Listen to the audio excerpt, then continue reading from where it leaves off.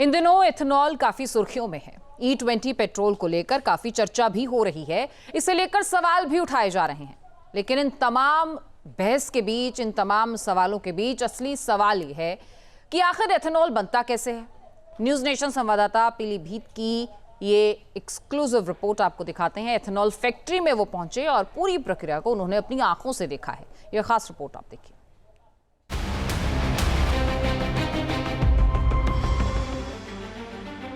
Ethanol से गाड़ियां कबाड़ बनेंगी या सड़कों पर फर्राटा भरेंगी। एथेनॉल तेल संकट से निकालेगा या संकट गहरा करेगा।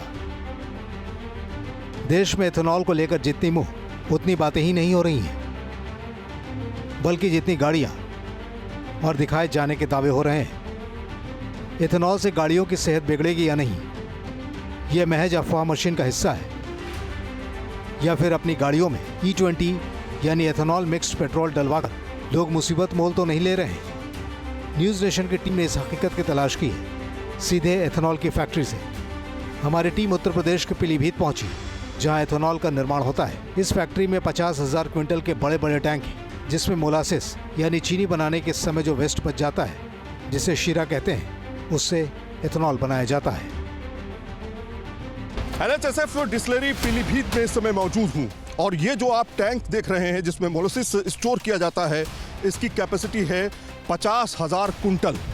50,000 कुंटल पे मोलासिस को स्टोर करके किस तरह से जो सबसे ज़्यादा इस समय चर्चा का विषय है एथेनॉल बनाया जाता है, ये सब कुछ हम आपको बताएंगे।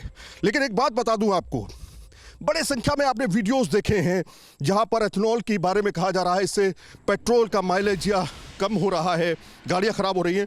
ये सब सोशल मीडिया की कहावतें हैं, लेकिन भारत की प्रगति में किस तरह से ये सबसे ज़्यादा कारगर साबित होने वाला है, ये गेम चेंजर साबित होने वाला है, इसको समझने के लिए और एथेनॉल बनाने की प्रक्रिया में किसानों से लेकर के इंडस्ट्री का कितना बड़ा योगदान है, उसको समझने के लिए ग्राउंड जीरो पर न्यूज नेशन पहुंचा है। तो यहीं से हम शुरुआत करेंगे और हम आपको बताएंगे किस तरह से फाइनल प्रोडक्ट यानी एथेनॉल जो ब्लेंडिंग की जा रही है पेट्रोल में जिसकी, वो बनता है। गन्ने का मोलासिस यानी शीरा एथेनॉल का अहम शुरुआती हिस्सा होता है। जब हम शुगर केन से इसको हम तैयार करते हैं और जो मोलासिस में हमें मिलता है वो उसके बाद इसको किस तरह से तैयार किया जाता है। ये क्या है मेरे हाथ में? ये तो बिल्कुल क्रूड ऑयल लग रहा है। नहीं, ये एक्चुअल में शुगर फैक्ट्री का बाई प्रोडक्ट है। पहले हम शुगर केन को क्रश करने के बाद उसकी प्रोसेसिंग करते हैं टू मैन्युफैक्चर शुगर, और उसका बाई प्रोडक्ट है मोलासिस, जो इस डिस्टिलरी का रॉ मटेरियल है। इससे हम यहाँ पर फर्मेंटेशन और डिस्टिलेशन के बाद सारी प्रोसेस करने के बाद फिर से हम एथेनॉल का प्रोडक्शन करते हैं। अगर हम पानी की बात करें, कहते हैं पानी बहुत मिलाया जाता है इसमें, तो पानी लगभग इसमें कितना हम पानी मिलाएंगे? 250% इसमें पानी मिलाते हैं। हाँ, to make distillation effective, to make fermentation effective. Ethanol बनाने का पहला चरण देखिए। एथेनॉल बनाने के लिए सबसे पहले गन्ने को मोलासिस प्लांट में लाया जाता है। प्लांट में इसकी गुणवत्ता जांची जाती है और फिर बड़े टैंक में संग्रहित किया जाता है। इसको बोलते हैं हम डी टैंक। हाँ, यहाँ पे मोलासिस का वेट किया जाता है। और इसको बाद उसको हम फर्मेंटेशन टैंक में लेके जाते हैं। वहाँ पे क्या होता है, हमारा रिएक्शन चलती है। मतलब इसमें पानी मिला रहे हैं। हाँ, इसको डाइल्यूट करने के बाद वहाँ पे क्या होगा, रिएक्शन स्टार्ट होगी, शुगर जो होगा एथेनॉल में कन्वर्ट होगा। अच्छा, समझ लीजिए, थोड़ा सा आसान भाषा में समझ लीजिए, सब समझ में आ जाएगा। ये दरअसल इसको आप चख भी सकते हैं, अगर हम चखना चाहें इसको चख लें क्या? बिल्कुल चख सकते हैं। थोड़ा मीठा है, हल्का सा कड़वा मीठा मिक्स लग रहा है ये। थोड़ा और चखते हैं, थोड़ा सा।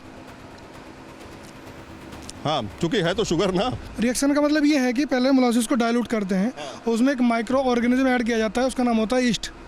हाँ, वो ईस्ट क्या होता है, शुगर को कंज्यूम करता है, उसको एथेनॉल में कन्वर्ट करता है।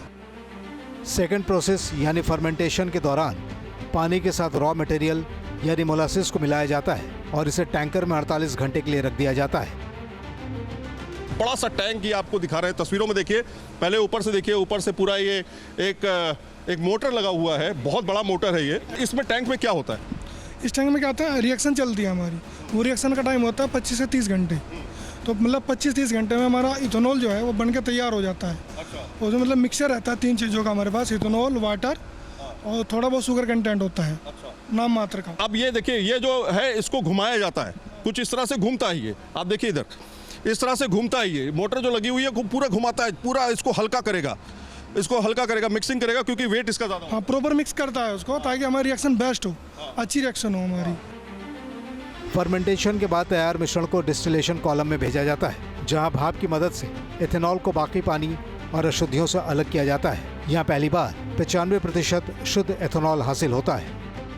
30 घंटे के समय लगने के बाद वो प्रोडक्ट जो है वो अब इस सेक्शन में आ जाएगा। इसमें कॉलम रहते हैं, एक मेन हमारा एनालाइजर कॉलम है, उसके बाद में एक आरसी कॉलम है, रेक्टिफाइड स्पिरिट कॉलम है, 2 में है।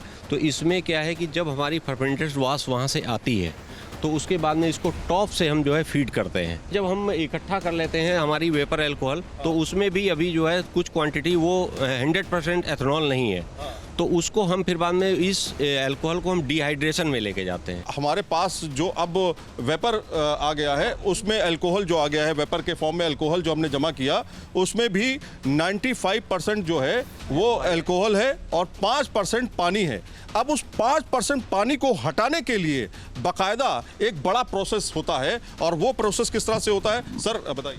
वो प्रोसेस इस तरह से होता है, जो हमारे पास 95% अल्कोहल और 5% पानी है, उसकी वेपर रेज की जाती है, और वेपर क्या होती है, केमिकल के कांटेक्ट में आती है। कहाँ पे करते हैं वो हमारे पास ये बेड सिस्टम है। हाँ ठीक ये देखिए मेरे पैर के नीचे जो आप ये बेड क्या बोलेंगे इसको? बेड, डिहाइड्रेशन बेड बोलेंगे। हाँ। तो इसके हम जो केमिकल इसमें अंदर पड़ा हुआ है, उस केमिकल के कांटेक्ट में वेपर आएगी और मॉइस्चर को वो एब्जॉर्ब कर लेगा, और जो फाइनल प्रोडक्ट है हमारा 100% इथेनॉल, 100% अल्कोहल, जिसको हम इथेनॉल बोलते हैं, वो हमारा प्रोडक्ट निकल जाएगा, उसको स्टोर चला जाएगा। मतलब ये यहाँ पे लास्ट लोकेशन है। इस लोकेशन के बाद हमारे पास जो स्टोरेज कैपेसिटी है उसमें एथेनॉल ही जाएगा, इथेनॉल ही जाएगा उसमें। इस पूरी प्रक्रिया के चौथे चरण में एथेनॉल को शुद्ध किया जाता है, ताकि इसे डिहाइड्रेशन फ्यूल के रूप में इस्तेमाल किया जा सके। और यही सवाल खड़ा होता है कि एथेनॉल गाड़ियों का दोस्त है या दुश्मन।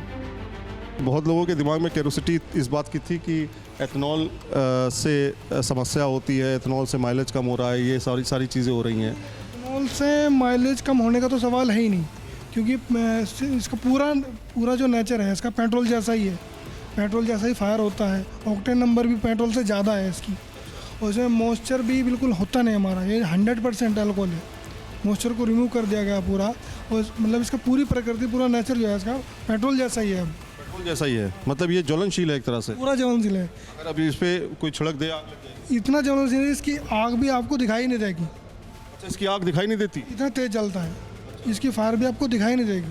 तो इससे गाड़ी खराब होना या फिर माइलेज कम होना, ये सब कहावती बातें हैं जो तो एक र्यूमर है, ऐसा है नहीं। रही। हाँ, मेरे हिसाब से तो ऐसा होना नहीं चाहिए बिल्कुल, क्योंकि इसका पूरा जो कंपोजिशन है, हाँ ये देखिए, लग रहा है हमको पानी जैसा है, लेकिन इसमें मॉइस्चर बिल्कुल भी नहीं है। हाँ, दावे जो किए जा रहे थे कि अरे उसमें तो पानी आ गया, उसमें तो मॉइस्चर आ गया, देखिए भाई साहब कहाँ पे मॉइस्चर आया, इसको अगर आप हिला के भी देखेंगे तो मॉइस्चर नहीं आएगा, अगर हिलाएंगे भी। आप देखिए हिला रहे हैं हम, कहीं से भी मॉइस्चर नहीं आ रहा है इसमें। तो ये हम आपको क्यों बता रहे हैं, क्योंकि आप अफवाहों से बचें। तो जनाब ये तो भूल ही जाइए कि गाड़ी आपकी खराब हो रही है। केंद्र सरकार के E20 फैसले के बाद गाड़ियों के लिए एथेनॉल का इस्तेमाल देश की ऊर्जा जरूरतों का अहम हिस्सा बनता जा रहा है। पीलीभीत के इस प्लांट की तरह आधुनिक एथेनॉल डिस्टिलरी कारोबार का पहिया भी घूमने लगा है। किसानों की आय बढ़ाने से लेकर कच्चे तेल के आयात को कम करने और हरित ऊर्जा को बढ़ावा देने का मकसद है। फिलहाल सवाल घूमकर वहीं मौजूद है, E20 कितना कामयाब है? ओपन लैब यानी देश की सड़कों पर दौड़ती गाड़ियां इसका सबसे प्रामाणिक जवाब है।